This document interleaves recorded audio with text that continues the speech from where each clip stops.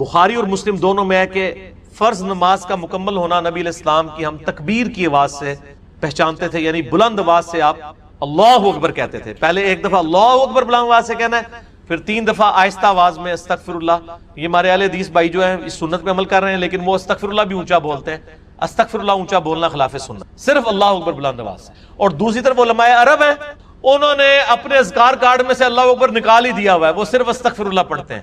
اور جب ان سے پوچھیں کہ یار اللہ اکبر نہیں پڑھتے، وہ کہتے ہیں نہیں، یہ جو بخاری مسلم میں ہے نا کہ نبی علیہ السلام بلند آواز سے تکبیر پڑھتے تھے، تو تکبیر سے مراد استغفر اللہ ہے.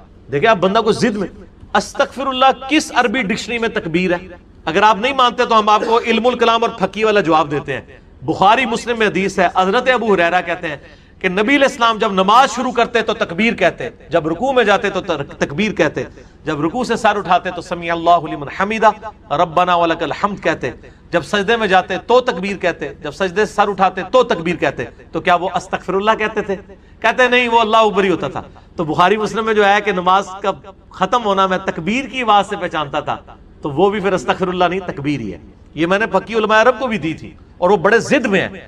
وہ کسی کارڈ کے اوپر ان سے جو عربی کارڈ بھی چھپ کے آتے ہیں نا، آپ لوگ دیکھیں نا، وہ اللہ اکبر نہیں لکھا ہوتا. یہ تو شکر ہے دارالاسلام والوں نے، چونکہ انٹرنیشنلی سب سے بڑا ادارہ ہے اہل حدیث کا، انہوں نے جو اذکار والے چھاپے ہیں اس میں اللہ اکبر چھاپا ہے، تو یہ عام ہوا ہے. ورنہ پاکستان کے اہل حدیث بھی اس کے اندر مبتلا ہو گئے تھے. اب ایون یہاں جو عرب ملکوں سے اہل حدیث آتے ہیں نا، وہ اللہ اکبر نہیں اونچا کہتے ہیں، وہاں پہ ٹرینڈ نہیں ہے، وہ سنت ہی کھا گئے ہوئے ہیں. دیکھو ایک سوال میں کتنے جواب دیتے ہیں. تو استغفر اللہ کے بعد آپ سید الاستغفار پڑھ سکتے ہیں. بخاری میں حدیث ہے، جو بندہ سید الاستغفار صبح کے وقت ایک دفعہ پڑھ لے پورے یقین کے ساتھ، یہ انٹرنیشنل نمبر کے مطابق ہے 6306.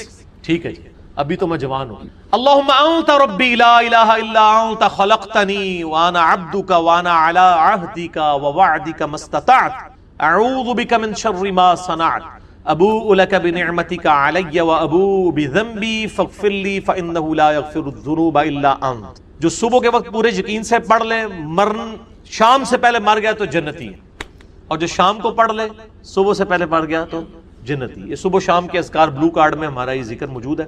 آپ یہ سید الاستغفار فرض نماز کے بعد پڑھ سکتے ہیں، بلکہ سنت بھی ہے. گرین کارڈ میں ہم نے نہیں ڈالا ہوا، جگہ نہیں تھی. مسند البزار میں صحیح سند کے ساتھ یہ حدیث موجود ہے کہ نبی علیہ السلام فرض نماز کے بعد بھی ایک دفعہ سید الاستغفار پڑھتے تھے. تو نہ صرف یہ جائز ہے بلکہ سنت ہے. اور میں الحمدللہ فرض نماز کے بعد جو آیت الکرسی کا وظیفہ ہے، باقی اذکار ہیں، تو میں سید الاستغفار ہر فرض نماز کے بعد پڑھتا ہوں، کیونکہ نبی علیہ السلام کی سنت تھی سید الاستغفار بھی، اور 3 دفعہ استغفر اللہ علیہ سے، اور اللہم انت السلام منک السلام، اور باقی اذکار تسبیحات فاطمہ الگ سے. ہم کیا رکوع، سجدہ اور نماز دیگر مقامات پہ جہاں تسبیحات اور دعا کی جاتی ہے اس کے بعد درود شریف پڑھ سکتے ہیں؟ ضرور پڑھیں. دعائیں نبی علیہ السلام کی حدیث ہے صحیح مسلم میں کہ سجدے میں تم اپنے رب کے سب سے قریب ہوتے ہو، اس وقت زیادہ سے زیادہ دعائیں کرو. لیکن صحیح مسلم میں حدیث ہے مولا علی رضی اللہ تعالیٰ عنہ سے کہ نبی علیہ السلام نے ہمیں سجدے اور رکوع میں قرآن پڑھنے سے منع کیا ہے. قرآن نہ پڑھیں، دعائیں پڑھیں، اور دعا قرآن والی دعا بھی پڑھ سکتے. ربنا آتنا فی الدنیا حسنہ اگر کوئی پڑھتا ہے، وہ قرآن نہیں پڑھ رہا، قرآنی دعا پڑھ رہا ہے، دعا کی نیت سے، کیونکہ یہ تو الگ سے حدیث میں بھی ہے. ورنہ تو سبحان اللہ بھی تو قرآن میں آیا ہے، وہ بھی نہیں پڑھ سکتے. الحمدللہ آیا قرآن میں نہیں. قرآن کی نیت سے قرآن پڑھنا منع ہے. قرآنی دعائیں، قرآنی اذکار رکوع اور سجود میں پڑھیں. بلکہ نبی علیہ السلام دعا نہیں پڑھتے تھے، سبحانک اللہم ربنا وبحمدک اللہم اغفر لی، بخاری مسلم میں آتا ہے رکوع اور سجدے میں. یہ دعا ہی ہے نا، استغفار ہے، دعا ہے، اے اللہ مجھے بخش دے. اس کے بعد آپ درود شریف پڑھیں، اللہم صلی علی محمد وعلی آل محمد. ٹھیک ہے، درود شریف بھی چونکہ دعا ہے نبی علیہ السلام کے حق میں. اہل تشیع تو پڑھتے ہیں رکوع اور سجدے میں، آپ بھی پڑھیں، کوئی مسئلہ نہیں ہے. وطر میں بھی ہم تو پڑھتے ہیں اہل سنت، دعائے قنوت کے بعد درود شریف. جنازے میں بھی پڑھتے ہیں درود شریف، ہر نماز کے تشہد میں پڑھتے ہیں درود شریف. رکوع میں سجدے والی دعا منہ سے نکل جائے یا سجدے میں رکوع والی، تو کیا سجدہ صاحب ہوگا؟ کوئی نہیں کرنا ہوگا، بلکہ کئی دعائیں تو کامن ہیں. صحیح مسلم میں کہ رکوع اور سجدے میں نبی علیہ السلام پڑھتے تھے سبوح قدوس رب الملائکۃ والروح. بخاری مسلم دونوں میں ہے کہ نبی علیہ السلام رکوع اور سجدے دونوں میں پڑھتے تھے سبحانک اللہم ربنا وبحمدک اللہم اغفر لی. دعائیں کامن ہیں. ایک دعا ہے جو ڈیفرنٹ ہے، جو ترمذی میں آئی ہے کہ نبی علیہ السلام حکم دیتے کہ رکوع میں پڑھیں سبحان ربی العظیم اور سجدے میں پڑھیں سبحان ربی الاعلی. یہ انٹرچینج بھی ہو جائیں، اصل مقصد تسبیحات ہے. سجدہ صاحب واجب نہیں ہوگا، نماز ہو جائے گی. کیا درس کے دوران بندہ دل سے کوئی ذکر کر سکتا ہے یا درس خاموشی سے سنے؟ کر سکتے ہیں ذکر. جمعے کے خطبے کا پروٹوکول ہے کہ اس کے دوران آپ نے کچھ نہیں کرنا. ویسے نبی علیہ السلام کا نام آ گیا صلی اللہ علیہ وآلہ وسلم کر لیں، لیکن مسلسل تسبیح لے کے بیٹھے ہوئے آپ، تقریر نہیں آپ سن رہے امام کی، خطیب کی، یہ غلط ہے۔ باقی اس کا وہ پروٹوکول نہیں ہے، بہتر ہے کہ اس میں بھی نہ کریں، لیکن اگر آپ اس کے ذکر کرنے کے دوران مجھے سن بھی سے یہ ٹینٹیو ہو کہ یہ پیرلل میں دونوں کام کر رہے ہیں تو جائز ہے۔ میں نہیں کہنا کہ میرا ضروری سننا ہے، بعض لوگ ہوتے ہیں جن کی زبان چلتی ہے، میں خود بھی مطلب کئی مجلسوں میں بیٹھتا ہوں، دروشی پڑھتا رہتا ہوں، میں بات بھی سن رہا ہوتا ہوں، بلکہ ہم تو اب اتنے تیز ہو گئے ہیں، ہماری تو 4 آنکھیں اور 10 کان ہوتے ہیں، لوگوں کے ساتھ وہ دعوت و تبلیغ کی وجہ سے جڑ کے تو 3 نمازیں بھی سمجھ آ رہی ہوتی کہ وہ کہنا ہے، تو جائز ہے۔ جو اللہ کی طرف رجوع لانے والے ہیں ان کی نشانی ساتھ ہی بتا دی، الذین آمنوا، وہ لوگ جو کہ ایمان لے آتے ہیں، وتطمئن قلوبہم بذکر اللہ، اور پھر ان کی حالت یہ ہوتی ہے کہ ان کے دلوں کو سکون اللہ کی یاد ہی میں آتا ہے۔ الا بذکر اللہ تطمئن القلوب، آگاہ ہو جاؤ، اللہ کے ذکر ہی میں دلوں کا سکون ہے۔ یہ سورۃ الرعد کی آیت نمبر 28 کا وہ پورشن ہے جو ہم نے اپنے دونوں اذکار کارڈ، صبح شام کے اذکار کارڈ اور فرض نماز کے بعد اذکار کارڈ کے اوپر یہ آیت ٹاپ کے اوپر لکھی ہوئی ہے۔ آگاہ ہو جاؤ، کان کھول کر سن لو کہ اللہ کی یاد میں، اللہ کے ذکر میں ہی دلوں کا سکون ہے۔ اب یہ آیت ایسی ہے کہ اگلا پورا درس اور کئی ایک لیکچر صرف اس ایک آیت کے اوپر ہو سکتے ہیں اگر کراس ریفرنس میں ہم آیات اور احادیث کو کنسیڈر کریں۔ یہی وجہ ہے کہ پچھلی جو میری قرآن کلاسز 344 لیکچرز میں کمپلیٹ ہوئی تھی نا، اس چھوٹے سے ٹکڑے پہ میں نے 6 لیکچر دیے تھے، اللہ بذکر اللہ تطمئن القلوب، 6 لیکچر، مسئلہ نمبر 111 ABC، پھر 112 ABC، اور تینوں لیکچر جو ہے وہ 1 گھنٹے سے زیادہ ہیں، 6 کے 6 لیکچر۔ تو جسے شوق ہے تو وہ دیکھ لے، صبح شام کے اذکار پہ میری ویڈیو انہی قرآن کلاسز میں سے کاٹ کے الگ اپلوڈ کی گئی، اس میں نے اذکار کارڈ بھی سارے کور کیے کہ یہ صبح شام کے اذکار ہیں، یہ فرض نماز کے بعد کے اذکار ہیں، پھر کون کون سی قرآن کی صورتیں ہیں، ان کے کیا کیا فضائل ہیں، پھر ذکر کے فضائل کیا ہیں، کراس ریفرنس کے طور پہ قرآن سے آیات، ذکر کی اقسام کیا ہے۔ دیکھیں، ایک ذکر کی وہ قسم ہے جو اللہ تعالیٰ نے آپ کے اوپر اوبلیگیٹری کرتی ہے، اس کے بغیر چارہ نہیں، وہ ہے نماز۔ وَأَقِمِ الصَّلَاةَ لِذِكْرِي، میری یاد کے لیے نماز کو قائم رکھنا۔ اس کانٹیکسٹ میں ایک بخاری مسلم میں حدیث ہے، نبی علیہ السلام ایک سفر میں تھے، رات کو مشورہ کیا کہ فجر نماز پڑھ کے ہی سوئیں گے اب سفر میں۔ کچھ اصحاب نے کہا کہ نہیں یا رسول اللہ تھوڑا سا آرام کر لیتے ہیں، ایک آدھ بندے کی ڈیوٹی لگا دیں وہ ہمیں جگا دے گا۔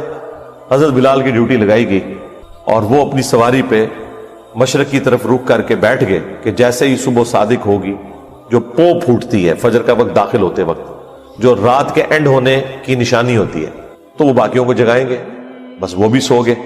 ہاں، جو قوالی لکھی ہوئی ہے اس میں تو سورج بھی نہیں نکلا تھا، لیکن یہاں سورج نکل آیا، کیونکہ یہ مسلم شریف میں لکھا ہوا ہے، وہ مولانا شریف میں لکھا ہوا ہے۔ بخاری میں تو تھوڑا سا حصہ ہے، مسلم میں پورا یہ واقعہ ہے۔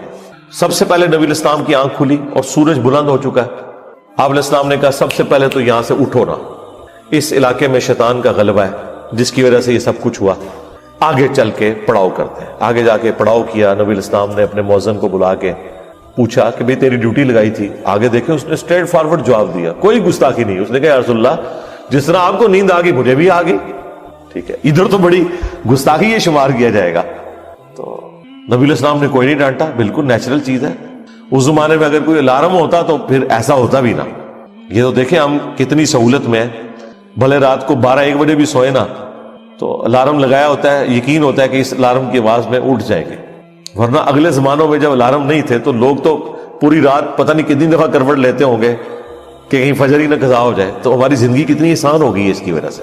پھر نبی علیہ السلام نے اذان دلوائی اور سورج بلند ہے، اور صحابہ کرام کہتے ہیں فجر کی نماز آپ نے جماعت سے پڑھائی، سورج نکلی ہوئی حالت۔ سلام پھیرنے کے بعد آپ نے فرمایا کہ اگر کوئی شخص سویا رہ جائے یا بھول جائے تو جیسے ہی اسے یاد آئے، جیسے ہی اس کی آنکھ کھلے، وہ والی نماز پڑھ لے، اس کے لیے وہی اس نماز کا ٹائم ہے، اس کے لیے۔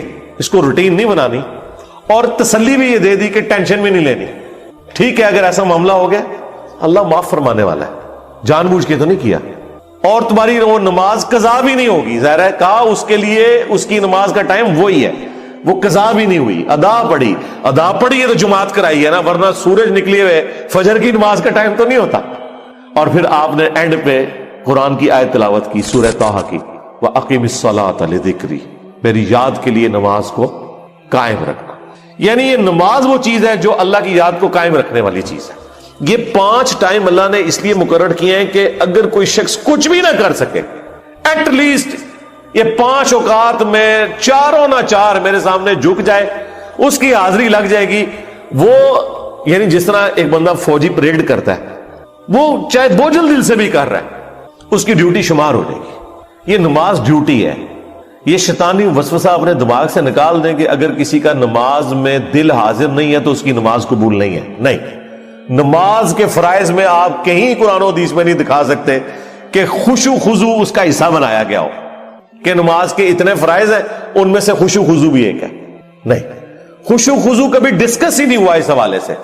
ترغیب کے لیے ضرور ہوا کہ اہل ایمان کی نشانی ہے کہ وہ توجہ سے نماز پڑھتے ہیں. یہ کہیں نہیں آیا کہ جو توجہ بٹ جائے اس کی نماز نہیں ہوتی، یہ کبھی نہیں ہوا.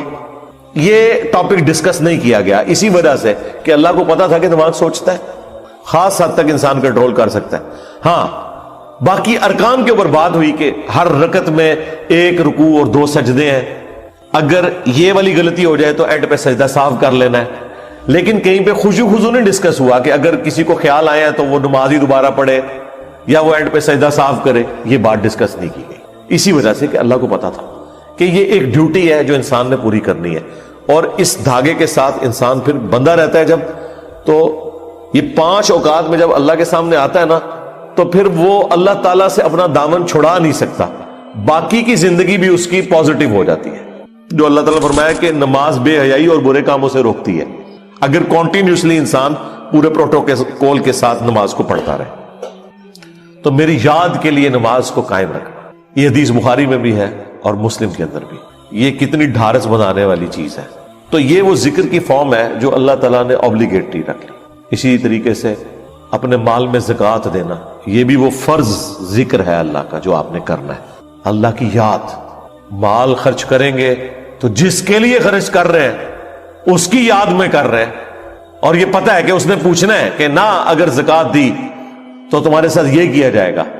جو سورہ توبہ میں آیا کہ ان کا مال جو یہ جوڑتے ہیں کنز بنا کے اور اللہ کی راہ میں زکوٰۃ نہیں دیتے تو قیامت کے دن ان کی پیٹھوں پہ، ان کے پہلوؤں کے اوپر، ان کے ماتھوں کے اوپر یہی سونا اور چاندی گرم کر کے داغا جائے گا اور کہا جائے گا کہ یہ ہے وہ مال جو تم نے دنیا میں جوڑا تھا. اور بخاری مسلم میں تو آیا کہ سانپ کی شکل میں مسلط کر دیا جائے گا، وَلِعَوْذُ بِاللَّهِ تعالی. تو یہ ایک بڑا سینسٹیو ٹاپک ہے. اسی طریقے سے حج، وہ بھی فرض ذکر ہے. رمضان کے روزے، وہ بھی فرض ذکر ہے، اللہ کی یاد دہانی. لیکن نماز ایسی چیز ہے جو روزانہ 5 وقت رکھتی ہے. یعنی کوئی کتنا بھی گیا گزرا ہے، کچھ بھی نہیں کرتا، کم از کم 5 وقت اللہ کے سامنے جھکے. چاہے وہ دل سے جھکتا ہے، چاہے وہ خشوع خضوع سے جھکتا ہے، اس نے اپنی ڈیوٹی پوری کرتے رہنا ہے، کرتے رہنا ہے. ایک وقت آئے گا اللہ تعالیٰ استقامت دے گا. ترجمہ یاد کریں، خشوع خضوع کا اہتمام کریں تو انشاءاللہ اللہ تعالیٰ یہ آسانیاں پیدا کر دے گا آپ کے لیے. یہ وہ ذکر ہے جو فرض ذکر ہے. دوسرا ذکر وہ ہے جو اللہ تبارک و تعالیٰ نے قرآن کے لیے یوز کیا. اِنَّا نَحْنُ نَزَّلْنَا الذِّكْرَ وَإِنَّا لَهُ لَحَافِظُونَ. بے شک اس الذکر، یاد دہانی یعنی قرآن کو ہم نے نازل کیا اور ہم ہی اس کی حفاظت کرنے والے. تو قرآن بھی اللہ کا ذکر ہے، اللہ کو یاد دلانے والی چیز ہے. یعنی جو چیز آپ کو اللہ تعالیٰ کی یاد دلا دے، اسی لیے اسے کہا گیا الذکر. اب قرآن کی اہمیت میں بولا جائے، وہ تو پچھلے دنوں جو سویڈن میں گستاخی ہوئی اس پہ میں نے تفصیل سے صرف قرآن کے اوپر ہی سارا کچھ ڈسکشن کی ہے. پھر ہماری یہ جو نئی والی قرآن کلاسز ہیں، اس کے پہلے 6 لیکچرز جو ہیں وہ قرآن سے ہی ریلیٹڈ ہے. 40 علمی پوائنٹ میں نے ڈسکس کیے تھے، جسے شوق ہے وہ دیکھ لیں. تیسرا جو ذکر ہے جی، وہ ہے الذین یذکرون اللہ قیاما وقعودا وعلی جنوبہم. اہل ایمان کی نشانی ہے کہ وہ خواہ کھڑے ہوئے ہوں، خواہ بیٹھے ہوئے ہوں، خواہ وہ اپنی کروٹوں پر لیٹ رہے ہوں، ہر حال میں اللہ کو یاد رکھتے ہیں. حتیٰ کہ دیکھیں اما عائشہ سے پوچھا گیا جنابت کے کانٹیکسٹ میں، صحیح مسلم میں حدیث ہے کہ کیا اس حالت میں بھی نبی الاسلام اللہ کو یاد کرتے تھے؟ تو انہوں نے کہا کہ اللہ کے نبی ہر حال میں اللہ کو یاد کیا کرتے تھے، خواہ وہ جنبی بھی ہوں. جنبی بندہ صرف قرآن کی تلاوت نہیں کر سکتا، نماز نہیں پڑھ سکتا، باقی ہر ذکر کر سکتا ہے، صبح شام کے اذکار، باقی چیزیں. اس میں تو کوئی پروٹوکول بھی نہیں ہے. یہ غسل، وضو، کپڑے پاک ہونا، جگہ پاک ہونا، یہ صرف نماز کا پروٹوکول ہے. جو عام اذکار ہیں ان کا کوئی پروٹوکول نہیں ہے. وہ آپ جس مرضی حالت میں کریں. یہ لوگ کہتے ہیں جی آیت کریمہ بڑا گرم ہے جی، بغیر وضو کے نہیں کرنا چاہیے جی، خوشبو لگا لینی چاہیے. اور بھائی جس نے کیا تھا اس نے تو مچھلی کے پیٹ میں کیا تھا، سب سے زیادہ تعفن والی جگہ یونس علیہ السلام. کوئی گرم ذکر نہیں ہے بھائی. وہ پھر ایسا ذکر ثابت ہوا کہ اللہ تعالیٰ نے ان کی اس غلطی کو، اجتہادی غلطی کو معاف کیا. اور سورہ صافات میں فرمایا اگر یونس یاد نہ کرتا ان الفاظ کے ساتھ تو جتنا اللہ تعالیٰ کا عطاب تھا نا، پھر یہ اسی دن مچھلی کے پیٹ سے نکالا جاتا جس دن مردے اپنی قبروں سے نکلیں گے. ایک جملے نے اللہ تعالیٰ کا غصہ ٹھنڈا کر دیا. لا الہ الا انت سبحانک انی کنت من الظالمین. لیکن سرکار یہ 3 دن اور 3 رات انہوں نے پڑھا ہے یہ وظیفہ. ہاں آپ ذرا ایک لمحے کے لیے سوچیں، 3 دن اور 3 رات، یہ کتنے بنتے ہیں؟ 72 گھنٹے. 72 گھنٹوں اگر آپ کو ایک ایئر کنڈیشن کمرے میں بھی مسلسل ایک ذکر کرنا پڑ جائے تو لگ پتہ جائے گا.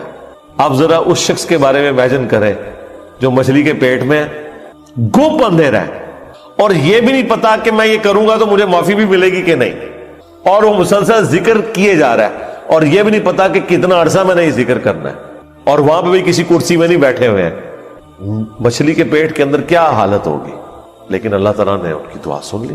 اتنی جاندار دعا تھی. میں تو کہتا ہوں یہ سید الاستغفار ہے. لا الہ الا انت سبحانک، اے اللہ تیرے سوا کوئی معبود نہیں، تو تو غلطیوں سے پاک ہے. انی کنت من الظالمین، میں انسان ہوں تو میں تو غلطی کروں گا. اس سے بہتر کیا انداز ہو سکتا ہے عاجزی کا، اس سے بہتر کیا انداز ہو سکتا ہے اللہ تعالیٰ کی عظمت بیان کرنے کا کہ یا اللہ تو نے تو غلطی کرنی نہیں ہے، یہ تو طے ہے. تو اگر مجھ سے پرسش کر رہے ہیں نا غلطی کی تو میں تو انسان ہوں، غلطی کروں گا، اور مجھے اعتراف بھی ہے، میں تیری طرف رجوع لاتا ہوں. اللہ تعالیٰ نے معاف کر دیا.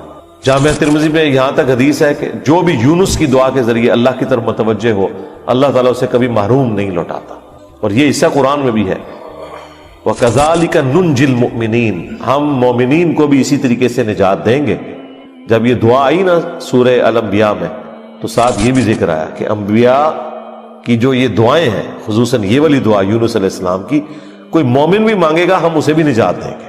کہ یار اس وقت اہل بیت کے خلاف ایک پوری مہم کھڑی کی گئی. آپ کو پتہ نا یہاں پہ امیر شام کے نام کے نعرے بھی لگوائے گئے. تو میں نے کہا جی ہم نے تو کاؤنٹر نیریٹو کھڑا کر دیا اس کے اوپر. تو بتانے لگے ایک کسی شیعہ ذاکر پورے اس ایک کمیونٹی کے بارے میں، وہ کہتے ہیں ہم ان کو ملینز آف روپیز سالانہ دیتے تھے، لیکن بعد میں پتہ چلا کہ وہ تو شرابیں پیتے ہیں اور عیاشیاں کرتے ہیں. وہ کہتے ہیں یہ اہل بیت کے نام کے اوپر جب اہل بیت کے دفاع کی باری آئی ہے تو یہ خود کون سے کرتوت کر رہے ہیں. اب الحمدللہ اہل تشیع کے اندر بھی اویئرنس آ رہی ہے، جیسا کہ بریلویوں کے اندر اویئرنس آئی کہ پیروں فقیروں نے ہمیں دھوکے میں رکھا ہوا ہے، یہ ہمارے نذرانوں سے یاشیاں کر رہے ہیں. یہی آپ کو یاشیاں شیعہ کے ہاں ذاکرین میں بھی نظر آئیں گے. وہ سارے وہ والے کام کر رہے ہوں گے، اچھے لوگ بھی ہیں لیکن برے لوگ بھی بیچ میں. تو ایسے لوگوں کو ممبروں پہ نہ آنے دیں، ان لوگوں کا خرچہ نہ اٹھائیں، اور یہ جو سید کے نام کے اوپر عزتیں ویل کر رہے ہیں نا اس صورت میں کریں جب واقعی ان کے کام بھی ہوئی ہوئی. اگر کام ان کے نبی الاسلام کے دشمنوں والے ہیں تو ہم ان کی رسپیکٹ.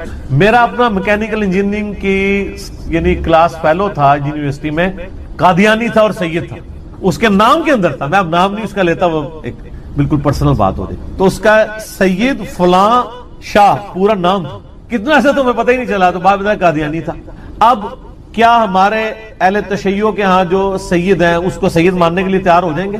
نسل تو ہے نا، جینز تو ہے نا. وہ کہیں گے نہیں تعلیمات چھوڑ دیں. تو سر آپ تعلیمات چھوڑ دیں اور آپ ہمیں کہیں کہ آپ امتی ہو.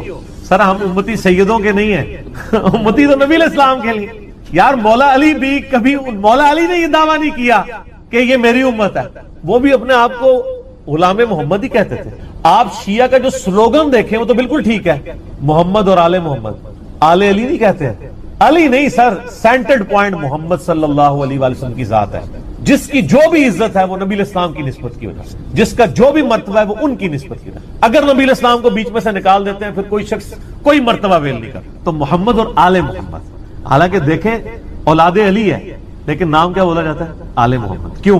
یہ اللہ نے رشتہ کروایا. ویسے سنن نسائی میں صحیح سند کے حدیث ہے پہلے حضرت ابوبکر نے رشتہ مانگا تھا نبی الاسلام سے سیدہ فاطمہ کے لیے، جب تک کہ حضرت ابوبکر خود سسر نہیں بنے تھے۔ نبی الاسلام نے کہا میری بچی چھوٹی ہے، پھر حضرت عمر نے مانگا، فرمایا چھوٹی ہے، پھر حضرت علی نے مانگا تو رشتہ کر دیا۔ پہلی حدیث صحیح بخاری، اور یہ وہ آیت ہے جس کے بارے میں نے کہا تھا کہ آپ کسی بھی پاکستان کے چوک میں یہ آیت اگر تلاوت کر دیں ترجمے کے ساتھ، بھلے آپ اعلیٰ حضرت کا ہی ترجمہ پڑھ دیں، تو آپ کا غیبانہ نماز جنازہ ہمیں پڑھنا پڑ جائے گا۔ اتنا حوصلہ ہی نہیں کہ یہ آیت کوئی سن سکے۔ سورۃ الاعراف آیت نمبر 188، اگر نبی الاسلام کا یہ سٹیٹس ہے تو بابت شاہ ہی کوئی نہیں۔ قل لا املک لنفسی نفعا ولا ضرا، اے نبی تم فرماؤ میں تو اپنی جان کے لیے بھی کسی بھی نفع اور نقصان کا مالک نہیں ہوں، الا ما شاء اللہ، مگر جو اللہ چاہے۔ اب اس کو اسی آیت میں پھر کھولا گیا کہ اس سے مراد کیا ہے نفع نقصان کا مالک نہیں ہوں۔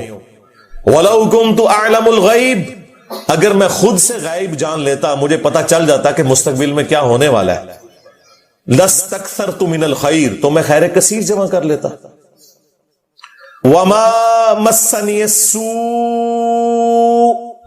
اور مجھے کبھی کوئی برائی نہ پہنچتی، کوئی تکلیف نہ پہنچتی، میں پہلے ہی اس کے لیے کوئی معاملات کو سیٹل کر لیتا ہے۔ نبی الاسلام کو اگر پہلے یہ پتا چل جاتا کہ ایگزیکٹلی کیا ہونا ہے، ویسے تو بخاری میں آتا ہے نبی الاسلام کو احد کے موقع پر ایک خواب دکھایا گیا تھا کہ آپ کے سامنے ایک گائے ذبح ہو رہی ہے، تو آپ کو یہ کلک کر گئی کہ کل یہ دن مشکل ہونے والا ہے مسلمانوں پر، لیکن ایگزیکٹلی کیا ہوگا کہ وہ 50 تیر انداز میں سے 35 جو ہے وہ درہ چھوڑ دیں گے۔ حالانکہ بخاری میں الفاظ سے نبی الاسلام نے کہا کہ تم دیکھو کہ ہماری لاشوں کو چیل کوے بھی اٹھا رہے ہیں نا، تب بھی تم نے یہ درہ نہیں چھوڑنا۔ اس سے زیادہ اور کیسے سمجھایا جاتا، لیکن ہو گیا وہ۔ اس کی وجہ سے نبی الاسلام کے بھی دانت شہید ہوئے، 70 کے قریب صحابہ شہید ہوئے، صرف ان 35 بندوں کی نافرمانی کرنے کی وجہ سے۔ اس پہ میں جملہ بولتا ہوں کہ اگر نبی دنیا میں موجود ہوں اور نبی کے ماننے والے نبی کی نافرمانی کریں تو اس کا رزلٹ یہ نکلتا ہے کہ باقی مسلمان بھی تکلیف کاٹتے ہیں، خود نبی بھی تکلیف کاٹتے ہیں۔ آج تو نبی دنیا میں موجود نہیں ہے، آج اگر ہم اللہ اور اس کے رسول کی نافرمانیاں کریں گے تو ہمیں یہ کون سا تکبر ہے کہ نبی الاسلام کی دعاؤں کا حصہ ہمیں مل جائے گا؟ جب نبی دنیا میں موجود تھے اور چند لوگوں نے نبی الاسلام کی نافرمانی کی، اس کی پاداش میں اللہ تعالیٰ نے نبی الاسلام کے بھی دانت شہید ہوئے، 70 صحابہ بھی شہید ہو گئے۔ اگر لحاظ ہونا چاہیے تھا وہاں ہوتا نا۔ یہ اللہ تعالیٰ نے ایگزامپل سیٹ کی کہ یہ نعرے مارنے چھوڑ دو، جو کچھ بھی ہے تیرے محبوب کی امت سے، نہ محبوب کی اتباع کرو گے پھر یہ نسبت بھی کام آئے گی۔ تمہیں تو یہی بتایا گیا نا کہ نبی نے شفاعت کرنی ہے، یقیناً کرنی ہے، یہ تو سب کو پتا ہے، لیکن جو شکایت لگانی ہے، وقال الرسول یا رب ان قوم اتخذوا هذا القرآن مہجورا، نبی شکایت کریں گے کہ میری امت نے قرآن کو پیٹ کے پیچھے ڈال دیا تھا۔ سورۃ الفرقان سورت نمبر 25 آیت نمبر 30، یہ نہیں آپ کو بتایا گیا؟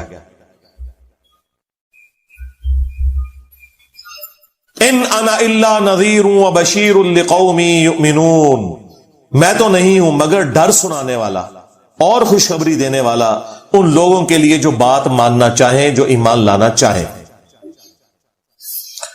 یہ آیت بالکل کلیئر کٹ بتا رہی ہے کہ نبی الاسلام اپنی جان کے لیے بھی نفع نقصان کے مالک نہیں ہے، کسی کو تو آپ چھوڑ دیں۔ نمبر 2، غائب خود سے نہیں جانتے۔ ہاں اللہ تعالیٰ بتائے تو وہ تو نبی ہوتا ہی وہ ہے جسے غیبی خبریں ملیں۔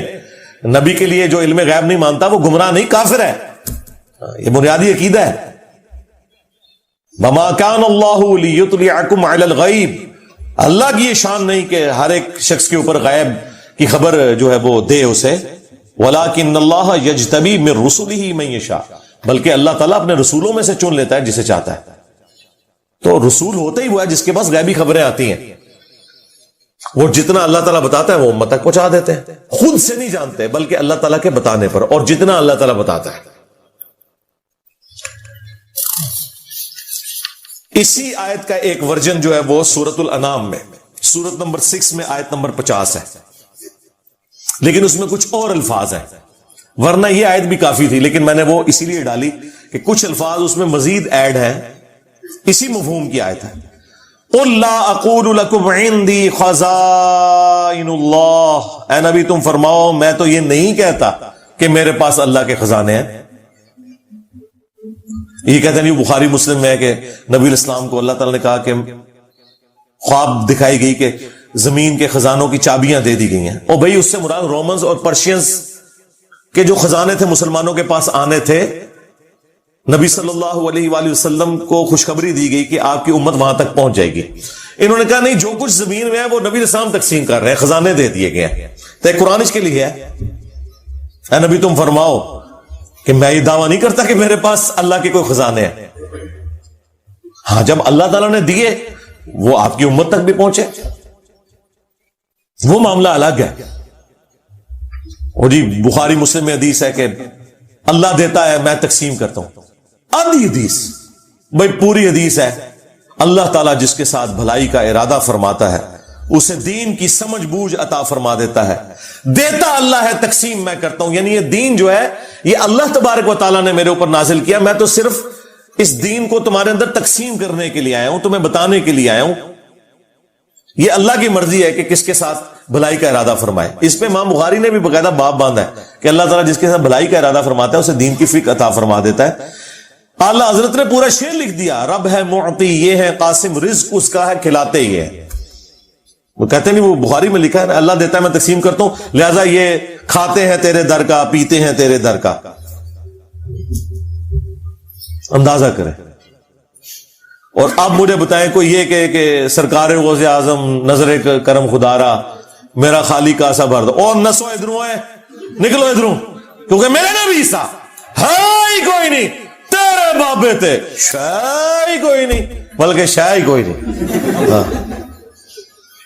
اب یہ دیکھیں، اے نبی تم فرماؤ میں نہیں کہتا میرے پاس کوئی اللہ کے خزانے ہیں، ولا اعلم الغیب، نہ میرا یہ دعویٰ ہے کہ میں خود غیب جان لیتا ہوں. ہاں جو اللہ وہی کرتا ہے وہ تو بالکل علم غیب کا عقیدہ ہم مانتے ہیں. ولا اقول لکم انی ملک، اور نہ میرا یہ دعویٰ ہے کہ میں فرشتہ ہوں، نوری مخلوق. نور ہے، نور ہدایت ہے. جو نبی علیہ السلام کو نور ہدایت نہ مانے وہ گمراہ ہے، لیکن سپیشی آپ کی بشر ہے. وہ سورہ بنی اسرائیل میں ہے کہ اگر زمین پر فرشتے آباد ہوتے تو فرشتوں میں پیغمبر آتا، چونکہ انسان آباد ہے تو انسانوں میں پیغمبر آئے گا. یہاں پہ بھی آ گیا، میں یہ نہیں کہتا میں فرشتہ ہوں، کوئی میں نوری مخلوق ہوں، میں انسان ہوں. ان اتبع الا ما یوحى الی، میں تو خود اسی کی پیروی کرنے والا ہوں جو میری طرف وحی کی جاتی ہے. قل هل يستوي الاعمى والبصير، اے نبی ان سے فرماؤ بھلا بتاؤ کہ اندھا اور آنکھ والا برابر ہو سکتے؟ افلا تتفکرون، تو کیا تم غور نہیں کرتے؟ ہم بھی نہیں یہ کہیں گے کہ اندھو، عقل کے اندھو، قرآن و سنت سے دور بھاگنے والوں، تم اور قرآن و سنت والے کبھی بھی برابر نہیں ہو سکتے. تم اپنے بابوں کے دین کے اوپر ہو، صرف ان بابوں کو مانو جو کتابوں کو مانتے ہیں، کیونکہ عزتیں ان بابوں نے اویل کی تھیں کتابوں کی وجہ سے. چندے بٹورے تھے انہوں نے اللہ اور اس کے رسول کے نام کے اوپر عز و جل و صلی اللہ علیہ وآلہ وسلم. سواریاں انہوں نے سوار کی تھی مکے اور مدینے کے نام کے اوپر، لیکن افسوس پھینکی جا کے بغداد شریف، دیوبند شریف، اجمیر شریف، بریلی شریف کے اندر غداری کی ہے تم لوگوں نے اپنے نبی کے ساتھ. دیکھ لو پھر اللہ تعالیٰ نے کیسا انتقام لیا ہے تم سے، کتنی بڑی بلا تمہارے اوپر چھوڑ دی ہے. میں نبی سا ہے ہی کوئی نہیں، تیرے بابے تھے شاہ ہی کوئی نہیں. تو غلام آزاد کرنے کا ثواب ملے گا. سر روزہ اگر آپ توڑ بیٹھیں تو ایک غلام آزاد کرنا پڑتا ہے، تو 100 روزوں سے بھی کے برابر یہ آپ سمجھ لیں. 100 دفعہ الحمدللہ پڑھ لیا کرو، تمہیں 100 گھوڑے اللہ کی راہ میں جہاد کے لیے بھیجنے کا ثواب ملے گا. 100 دفعہ اللہ اکبر پڑھ لیا کرو، تمہیں 100 اونٹ اللہ کی راہ میں بھیجنے کا، قربان کرنے کا، نہر کرنے کا ثواب ملے گا. 100 اونٹ، سر ایک اونٹ کی قیمت آلموسٹ 2-2.5 لاکھ روپے، کروڑوں روپے کا وظیفہ ہے جی، یہ ملینز آف ڈالرز کا یہ وظیفہ ہے فری میں. اور 100 دفعہ لا الہ الا اللہ پڑھ لیا کرو، یہ زمین و آسمان کے درمیان جتنا فاصلہ ہے اس کو ثواب سے بھر دے گا. سر لا الہ الا اللہ کے پھر برابری کون کر سکتا ہے؟ وہ حدیث بطاقہ ہے نا، کاغذ کے پرزے والی حدیث جامع ترمذی میں، کہ ایک شخص کے 99 دفاتر گناہوں کے کھولے جائیں گے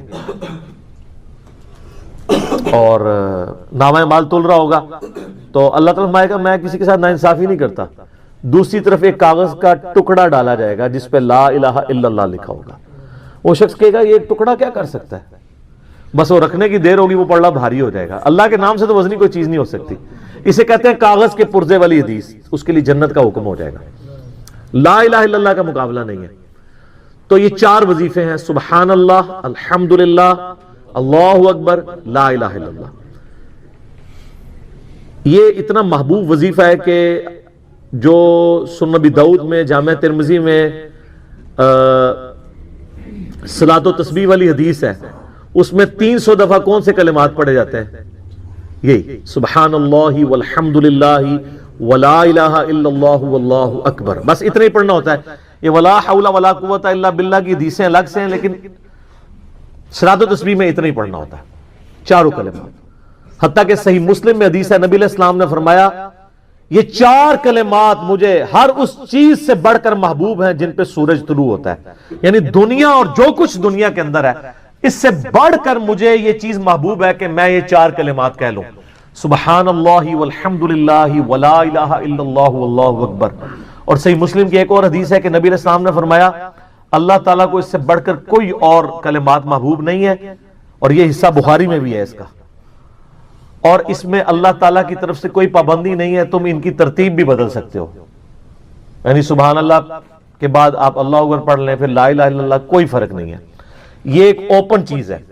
آپ یوں بھی کر سکتے ہیں کہ پہلے 100 دفعہ پڑھ لیں سبحان اللہ سبحان اللہ سبحان اللہ, الحمدللہ الحمدللہ الحمدللہ, اللہ اکبر, کیونکہ را کو پھر لام سے ملائیں گے, اللہ اکبر اللہ اکبر اللہ اکبر, لا الہ الا اللہ لا الہ الا اللہ لا الہ الا اللہ. اور یوں بھی پڑھ سکتے ہیں, وہ زیادہ بہتر ہے, سبحان اللہ والحمدللہ ولا الہ الا اللہ واللہ اکبر.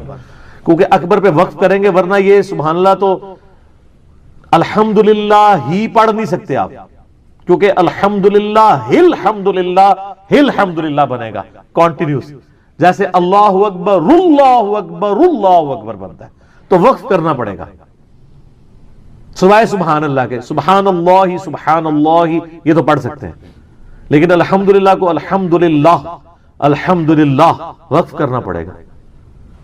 اللہ اکبر اگر ملائیں گے تو اللہ اکبر اللہ اکبر, را کو لام سے, تو اس کی بجائے اتنی مشکل میں نہ پڑھیں, سبحان اللہ والحمدللہ ولا الہ الا اللہ واللہ اکبر.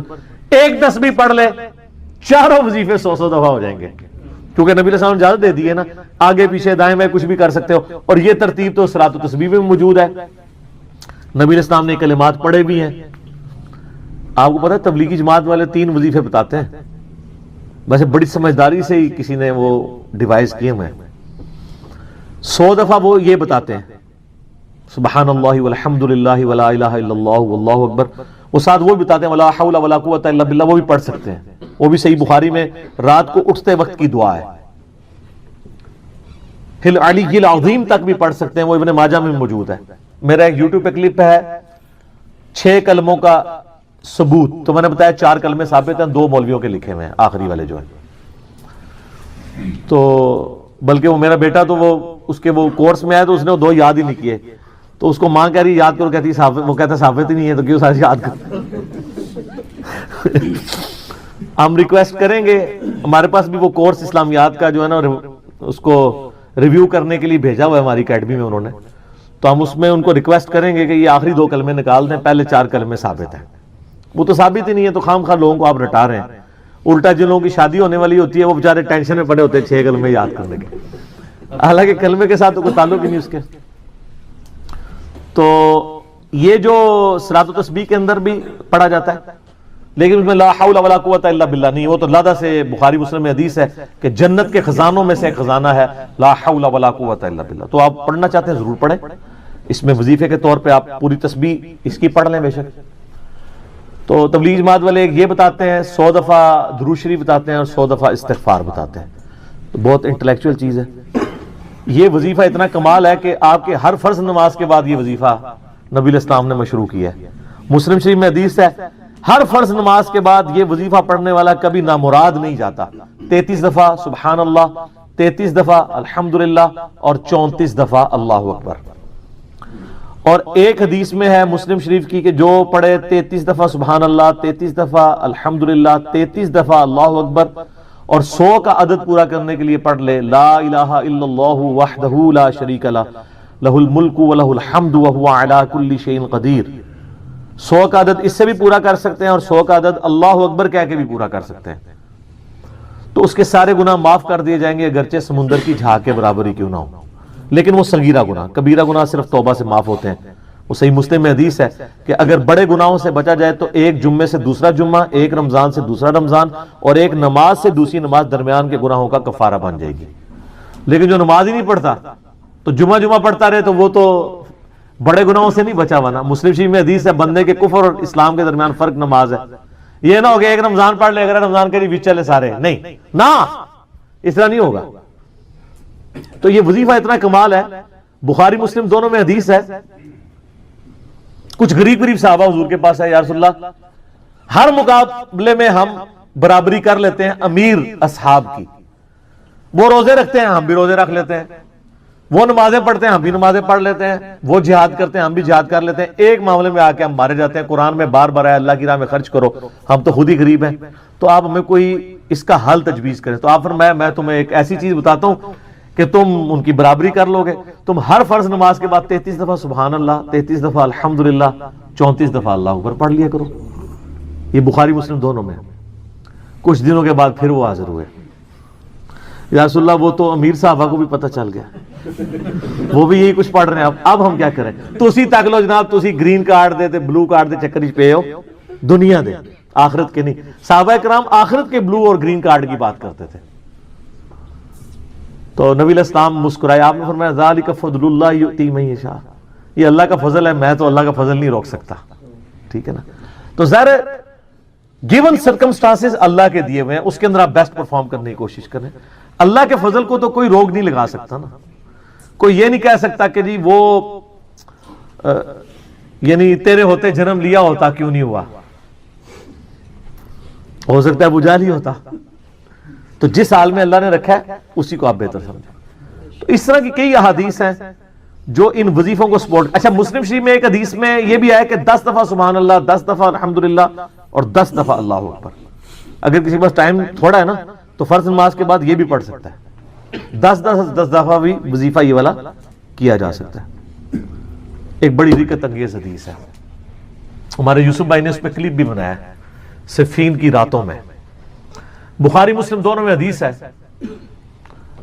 مولا علی علیہ السلام خود روایت کر رہے ہیں. وہ کہتے ہیں کہ نبی علیہ السلام کو جب اللہ نے کشادگی دی، کچھ غلام آپ کو گفٹ ملے، تو میں نے فاطمہ سے کہا کہ تم پورا دن گھر کی صفائی کرتی ہو، چکی چلاتی ہو، اس کی وجہ سے ان کے ہاتھ پہ بھی نشان بن گئے تھے. اس طریقے سے سامان اٹھا کے لاتی تھی تو وہ رسی کے نشان یہاں پڑے ہوئے تھے. تو نبی علیہ السلام سے جا کے جو ہے وہ ایک غلام ڈیمانڈ کر لیتے ہیں جو ہمیں ذرا ہیلپ آؤٹ کر دے گا. جب سب کو مل رہا ہے تو ہمیں بھی مل جائے گا. تو سیدہ فاطمہ حاضر ہوئی. یہ حدیث بخاری میں بھی ہے، مسلم میں بھی ہے. تو حضور علیہ السلام کے پاس گئیں، بات نہیں کر سکی. طبیعت میں تربیت کس کی تھی سر؟ بولڈنس نہیں تھی وہ والی، حالانکہ باپ ہے اور حضور کو پتا تھا اپنی بچی کی عادت کا. تو وہ گئیں، بات نہیں کر سکی، واپس چلی گئی. تو حضور علیہ السلام محفل برخاست ہوئی، آپ خود آ گئے. سر وہ حدیث کمال ہے. مولا علی کہتے ہیں میں اور فاطمہ ایک چادر میں لیٹے ہوئے تھے اور نبی علیہ السلام ہمارے گھر میں آئے اور پاؤں کی جانب سے نبی علیہ السلام ہمارے بستر میں داخل ہوئے، حتیٰ کہ آپ کے پاؤں کی ٹھنڈک ہم نے اپنے سینے پہ محسوس کی. یعنی حضور علیہ السلام نے پاؤں کی جانب سے اپنے پاؤں انٹر کیے اور وہ پاؤں سیدہ فاطمہ اور مولا علی کے سینے تک پہنچ گئے تو انہوں نے ان کو سینے سے لگا لیا.